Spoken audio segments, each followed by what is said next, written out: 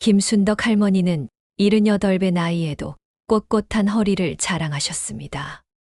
새벽 5시면 어김없이 일어나 마당을 쓸고 뒷밭의 채소들을 돌보시는 것이 일상이었죠. 그런 할머니의 평온한 일상이 흔들리기 시작한 것은 막내 아들 정호의 전화 한 통에서부터였습니다. 어머니, 죄송합니다. 회사가 갑자기 부도가 나서 아이들을 잠시만 맡아주실 수 있을까요? 정호의 목소리는 떨리고 있었습니다. 29에 늦은 결혼을 했던 정호는 35의 나이에 벌써 두 아이의 아버지가 되어 있었죠. 첫째 지우는 8살, 둘째 민수는 5살이었습니다. 얼마나 맡으라는 거냐? 할머니가 물으셨습니다. 한 달만요. 아니, 두어 달이면 새 일자리를 구할 수 있을 것 같아요. 미영이도 파트타임이라도 나가야 할 것 같고. 할머니는 깊은 한숨을 내쉬셨습니다. 정호 내외가 사는 서울까지는 기차로 3시간이나 걸리는 거리였고, 할머니가 사시는 시골 마을에는 아이들이 다닐 만한 학교도 마땅치 않았습니다. 그럼 내가 올라가지 뭐. 어머니, 정말 괜찮으세요? 괜찮기야 하겠냐. 하지만 내 손자들인데 어쩌겠어. 이틀 후 할머니는 평생 살아온 시골집 문을 잠그고 서울로 향하는 기차에 몸을 맡기셨습니다. 손에는 고향에서 기른 배추와 무, 그리고 손수 담근 김치가 담긴 큰 보따리가 들려 있었죠. 정혼의 아파트는 할머니가 상상했던 것보다 훨씬 작았습니다. 방 2개에 거실 하나, 그것도 아이들 장난감과 온갖 살림으로 어수선했죠. 며느리 미영은 할머니를 반갑게 맞았지만 눈가의 다크서클과 야윈 얼굴이 그동안의 고생을 말해주고 있었습니다. 어머니, 정말 감사해요. 저희가 좀 안정되면 바로 모셔다 드릴게요. 됐다. 힘든 일 있으면 서로 도와야지.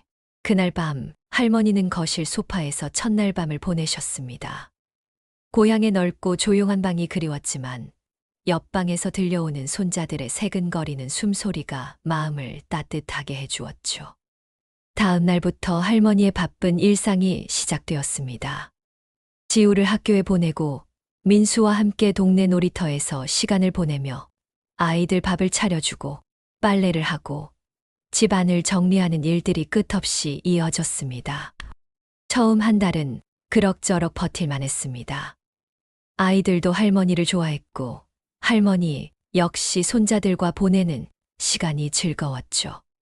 지우는 학교에서 있었던 일들을 할머니께 제잘제잘 이야기해 주었고 민수는 할머니 품에 안겨 낮잠을 자곤 했습니다. 하지만 2달, 3달이 지나면서 할머니의 몸에 무리가 오기 시작했습니다. 78배 나이에 두 아이를 돌보는 일은 생각보다 훨씬 힘들었죠. 무릎도 아프고 허리도 아팠습니다. 그래도 정호가 새 일자리를 구하지 못했다는 말에 할머니는 참으셨습니다. 어머니, 조금만 더 기다려주세요. 곧 좋은 소식이 있을 거예요. 정호는 매번 미안하다는 말만 반복했습니다. 미영도 시간제 일을 시작했지만 아이들 돌봄은 여전히 할머니의 몫이었죠. 반년이 지났을 때 할머니는 고향의 친구로부터 전화를 받으셨습니다. 순덕아, 너네 집 마당에 풀이 무성하다. 언제 돌아올 거냐? 글쎄, 아직은 좀 어려울 것 같아. 벌써 반년이 넘었잖아. 너도 이제 나이가. 몸 상하지 말고 적당히 해. 전화를 끊고 나서 할머니는 창밖을 바라보셨습니다. 고향의 하늘이 그리웠습니다. 뒷밭의 채소들은 어떻게 되었을까? 옆집 할머니는 안녕하실까? 온갖 생각이 머릿속을 스쳐 지나갔죠. 그날 밤 할머니는 정호 부부와 진지한 대화를 나누셨습니다. 정호야, 내가 언제까지 여기 있어야 하는 거냐? 어머니, 죄송해요. 조금만 더. 나도 이제 나이가 있어. 고향이 그리워. 정호는 고개를 숙이고 말없이 있었습니다. 미영이 대신 입을 열었죠. 어머니, 저희가 정말 감사하게 생각하고 있어요. 하지만 아직은 그럼 언제까지인지 정확히 말해다오. 6개월, 아니, 1년만 더 도와주세요. 할머니는 깊은 한숨을 내쉬셨습니다. 1년이면 할머니 나이 80이 되는 해였습니다. 하지만 손자들을 생각하니 차마 거절할 수가 없었죠. 알았다. 하지만 1년이다. 그때까지는 너희가 알아서 해야 한다. 네, 어머니. 정말 감사해요. 그렇게 할머니의 서울살이가 정식으로 시작되었습니다. 하지만 할머니는 아직 모르고 계셨죠. 이 선택이 나중에 어떤 결과를 가져올지. 1년이라는 약속을 한 지 벌써 6개월이 더 지났습니다. 할머니가 서울에 온 지 1년 2개월째, 정호는 여전히 안정적인 일자리를 구하지 못하고 있었고, 아이들 돌봄은 완전히 할머니의 책임이 되어 있었습니다. 지우는 이제 9살이 되어 더욱 활발해졌고, 민수도 6살이 되면서 유치원에 다니기 시작했습니다. 할머니의 하루는 새벽 6시에 시작되었죠. 할머니, 일어나세요. 학교 늦어요. 지우의 재촉하는 소리에 할머니는 몸을 일으키셨습니다. 무릎과 허리가 욱신거렸지만 아이들 아침을 차려야 했죠. 밥을 짓고 반찬을 데우고 지우의 도시락을 싸는 것부터 하루가 시작되었습니다. 할머니, 오늘 소풍 가는데 김밥 싸주세요. 언제 그런 알림장이 왔냐? 어제 줬는데 깜빡하셨나 봐요. 할머니는 급하게 김밥을 말기 시작하셨습니다. 예전 같으면 전날 미리 준비했을 텐데 요즘엔 깜빡깜빡하는 일이 잦아졌죠. 지우를 학교에 보내고 민수를 유치원에 데려다 준 후 할머니는 잠시 숨을 돌리셨습니다. 하지만 곧 장보기, 빨래, 청소 등의 집안일이 기다리고 있었죠. 마트에서 장을 보다가 할머니는 고향 친구와 비슷한 나이의 할머니를 만났습니다. 어머님, 혼자 사세요? 아니에요. 손자들 돌보러 서울에 와 있어요. 아, 그러세요? 저도 그랬는데 참 힘들죠? 네. 그래도 해야죠, 뭐. 그 할머니는 씁쓸한 미소를 지으며 말했습니다. 저는 3년 했다가 고향으로 돌아갔어요. 건강이 너무 안 좋아져서. 집으로 돌아온 할머니는 거울 속 자신의 모습을 보셨습니다. 언제 이렇게 늙었나 싶을 정도로 얼굴에 주름이 깊어져 있었고 머리카락도 많이 빠져 있었죠. 오후에 아이들을 데리러 가는 길에 할머니는 다른 엄마들과 마주쳤습니다. 어머님이 지호 할머니세요? 항상 고생 많으세요. 고맙습니다. 지호 엄마는 일 나가시나 봐요? 요즘 아이들 엄마들은 참 바쁘죠. 할머니는 애매하게 웃으며 대답하셨습니다. 사실 미영은 시간제 일을 하고 있었지만 번 돈은 모두 가게에 보태는 정도였고 아이 돌봄은 여전히 할머니 몫이었죠.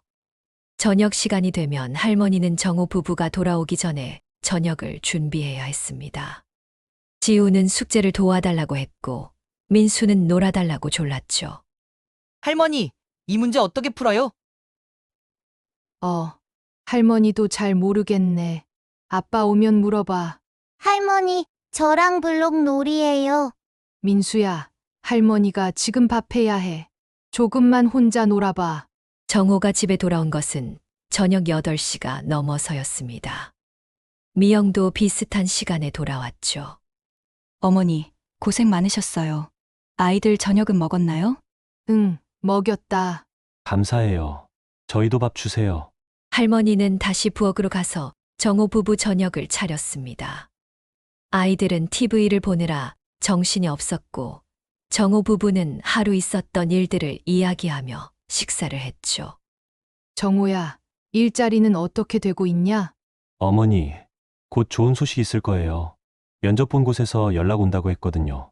할머니는 이미 몇 번 들었던 이야기라는 걸 알고 있었습니다. 하지만 더 이상 재촉할 수도 없었죠. 밤 10시가 되어서야 할머니는 자신만의 시간을 가질 수 있었습니다. 거실 소파에 앉아 고향 친구에게 전화를 걸었죠. 순덕아, 목소리가 왜 그래? 많이 힘들지? 응, 좀 그래. 언제까지 그렇게 살 거야? 너도 이제 나이가 1년이라고 했으니까 조금만 더 참아봐야지.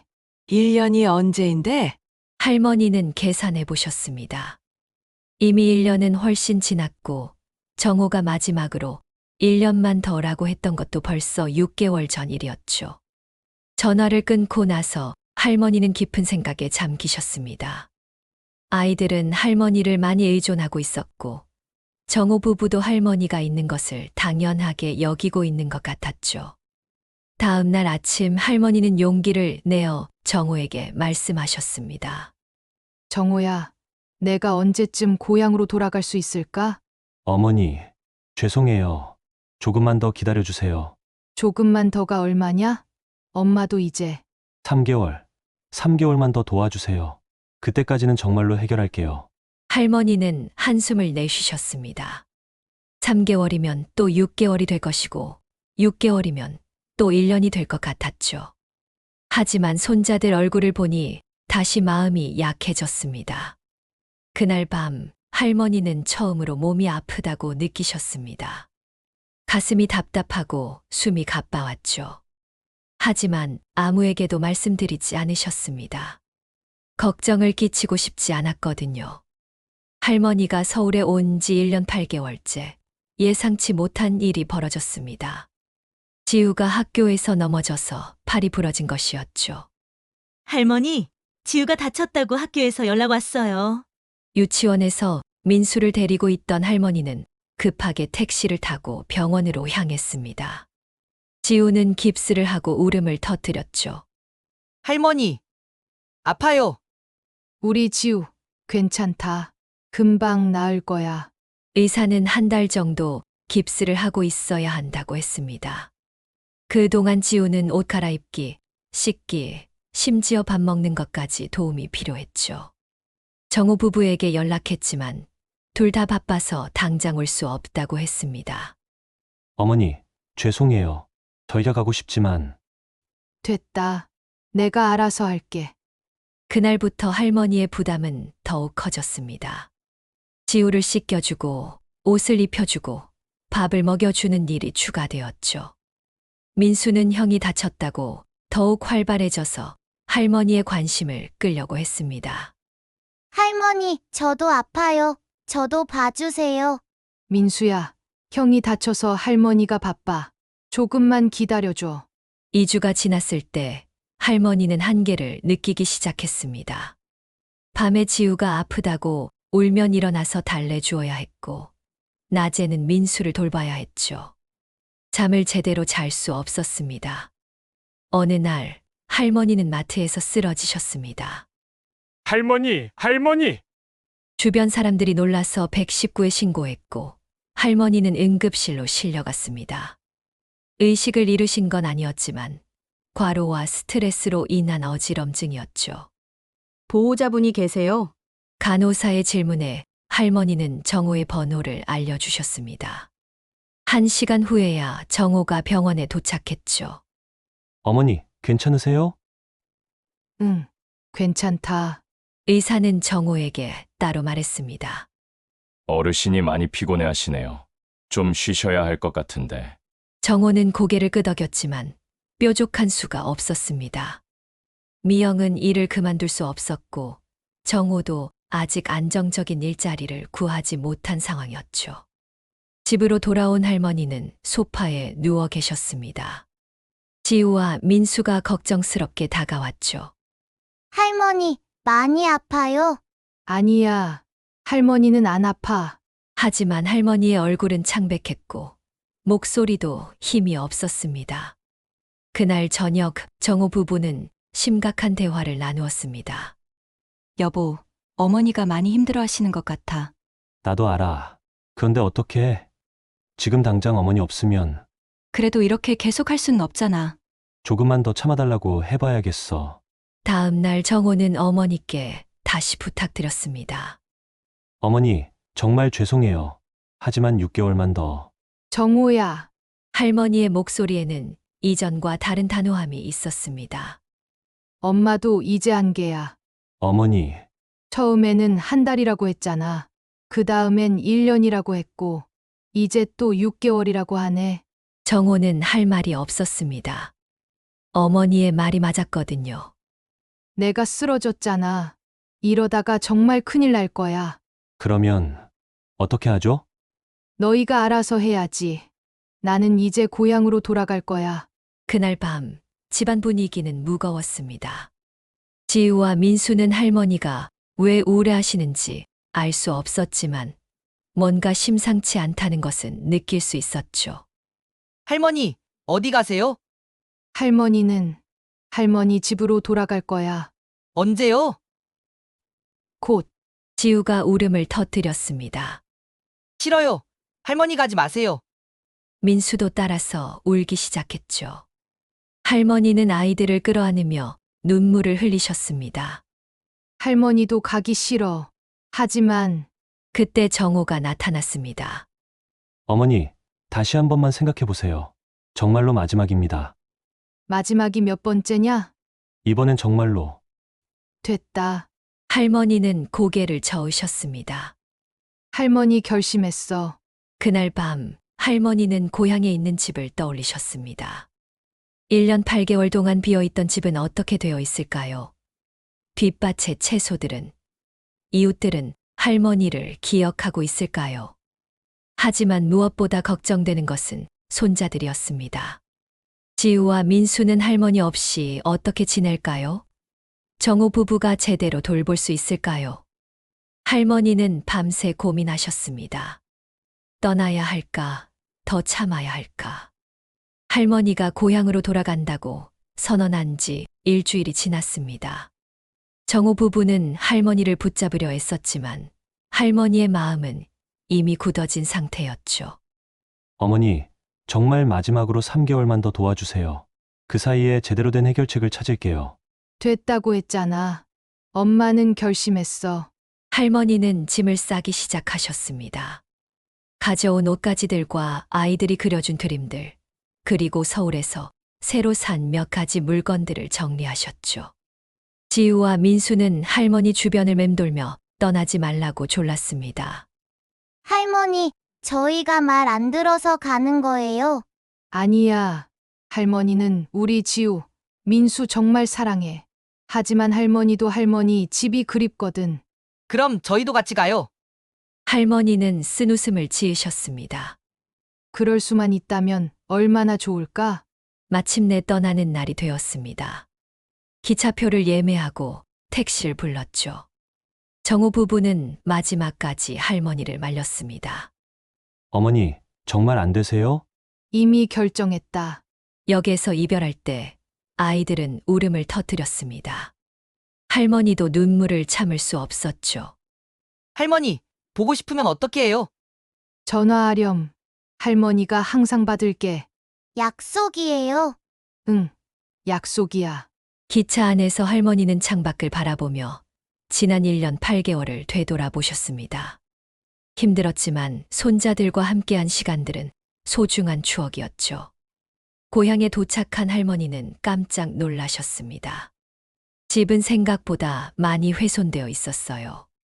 지붕이 일부 무너져 있었고 마당에는 잡초가 무성했습니다. 뒷밭은 완전히 황폐해져 있었죠.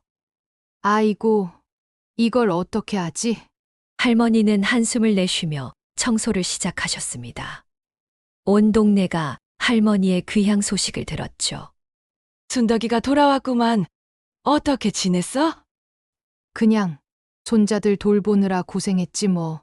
이웃들은 할머니가 많이 늙었다고 걱정했습니다. 떠날 때보다 훨씬 야위고 지쳐 보였거든요. 한 달이 지났을 때 할머니는 놀라운 소식을 들었습니다. 정호 부부가 이혼했다는 것이었죠.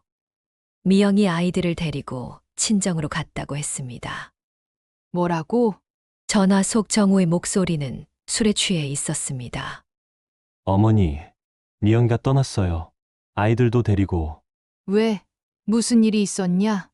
저 때문이에요. 제가 무능해서 어머니까지 떠나시고. 할머니는 가슴이 철렁했습니다. 할머니가 떠난 후 한 달 만에 가정이 완전히 해체된 것이었죠. 지우랑 민수는 어떻게 지내고 있냐? 잘 지내고 있을 거예요. 미영이 어머니가 잘 돌봐주실 거고. 하지만 정호의 목소리는 확신이 없었습니다. 2주 후 할머니는 더욱 충격적인 전화를 받았습니다. 미영의 어머니로부터였죠. 어머님, 저는 미영이 어머니입니다. 한 번 뵙고 싶은데요. 무슨 일이세요? 아이들 일로. 직접 만나서 이야기했으면 합니다. 할머니는 불안한 마음으로 약속 장소로 향했습니다. 미영의 어머니는 50대 중반의 단정한 여성이었는데 표정이 심상치 않았죠. 어머님, 사실은 미영의 어머니가 꺼낸 이야기는 할머니를 경악하게 만들었습니다. 미영이가 어머님을 고소하려고 합니다. 뭐라고요? 아이들을 제대로 돌보지 않았다고. 지우가 팔이 부러진 것도 어머님이 제대로 보지 않아서라고. 할머니는 믿을 수 없었습니다. 1년 8개월 동안 자신의 건강을 해치며 손자들을 돌봤는데 이제 와서 고소를 한다니요. 그게 무슨 말씀이세요? 제가 얼마나... 저도 말렸어요. 하지만 미영이가 워낙 화가 나서. 어머님이 갑자기 떠나는 바람에 자기가 직장도 그만두고 아이들 돌봐야 한다고. 할머니는 어이가 없었습니다. 자신이 떠난 것은 더 이상 견딜 수 없어서였는데 그것이 잘못이라는 말인가요? 할머니가 뭘 잘못했다는 거예요? 미영이 말로는 지우 팔 부러진 것도 그렇고 민수가 유치원에서 다른 아이들과 싸운 것도 제대로 교육하지 않아서라고. 할머니는 분노가 치밀어 올랐습니다. 하지만 동시에 깊은 배신감도 느꼈죠. 정우는 뭐라고 하나요? 정호 씨는 술만 마시고 있어요. 아무 말도 안 해요. 집에 돌아온 할머니는 온몸이 떨렸습니다. 밤새 잠을 이룰 수 없었죠. 정말로 자신이 잘못한 것일까요? 1년 8개월 동안 자신의 모든 것을 바쳐 손자들을 돌봤는데 며칠 후 정말로 고소장이 할머니에게 배달되었습니다. 아동 방임 혐의였죠. 지우의 골절사고, 민수의 교육 소홀, 그리고 갑작스러운 양육 포기가 주요 내용이었습니다. 할머니는 종이를 들고 있는 손이 덜덜 떨렸습니다. 글자들이 눈앞에서 흔들렸죠. 할머니가 뭘 잘못했다고. 이웃들이 할머니의 사정을 듣고 분노했습니다. 그게 무슨 말이야? 순덕이가 얼마나 애들 잘 봤는데 은혜를 원수로 갚는다는 게 바로 저런 거지. 하지만 할머니는 더 큰 충격을 받을 준비가 되어 있지 않았습니다. 며칠 후 정우로부터 온 문자 메시지를 보고 나서 말이죠. 어머니, 죄송합니다. 저도 어쩔 수 없었어요. 아이들을 다시 데려오려면 할머니는 휴대폰을 바닥에 던져버렸습니다. 아들마저 자신을 배신한 것이었죠. 그날 밤 할머니는 1년 8개월 전 자신의 결정을 후회했습니다. 왜 그때 서울로 갔을까요? 왜 그렇게 오래 참았을까요? 고소장을 받은 지 한 달이 지났습니다. 할머니는 법률 상담을 받아보라는 이웃들의 권유로 무료 법률 상담소를 찾아가셨습니다. 어르신, 이 고소장의 내용은 대부분 성립하기 어려워 보입니다. 젊은 변호사는 고소장을 꼼꼼히 살펴본 후 말했습니다. 무엇보다 어르신이 자발적으로 양육을 도우신 것이고 아동학대나 방임의 명확한 증거가 없어요. 오히려 어르신이 피해자일 수 있습니다. 그럼 할머니는 괜찮은 건가요? 네, 크게 걱정하지 마세요. 하지만 반대로 어르신이 손해배상을 청구할 수도 있어요. 1년 8개월 동안의 양육비와 정신적 피해에 대해서요. 할머니는 고개를 저었습니다. 그런 건 하기 싫어요. 그래도 내 손자들인데. 변호사는 할머니의 마음을 이해한다는 듯이 고개를 끄덕였습니다.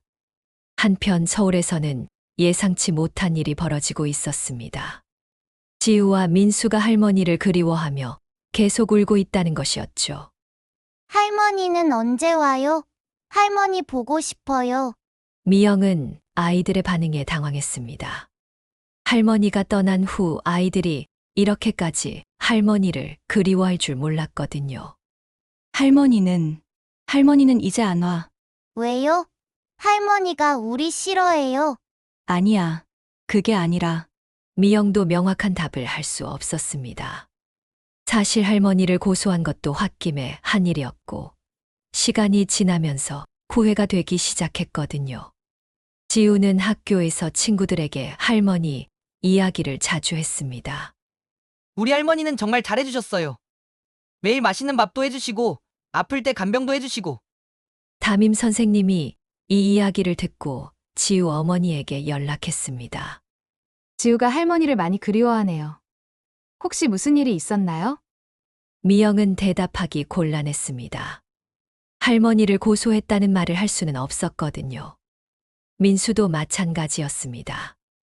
유치원에서 자꾸 할머니 그림을 그리고 할머니 집에 가고 싶다고 떼를 썼죠. 어머님, 우리 민수가 할머니를 너무 그리워해서 집중을 못하고 있어요. 유치원 선생님의 말에 미영은 더욱 고민에 빠졌습니다. 한편 정호는 술에 의존하며 하루하루를 보내고 있었습니다.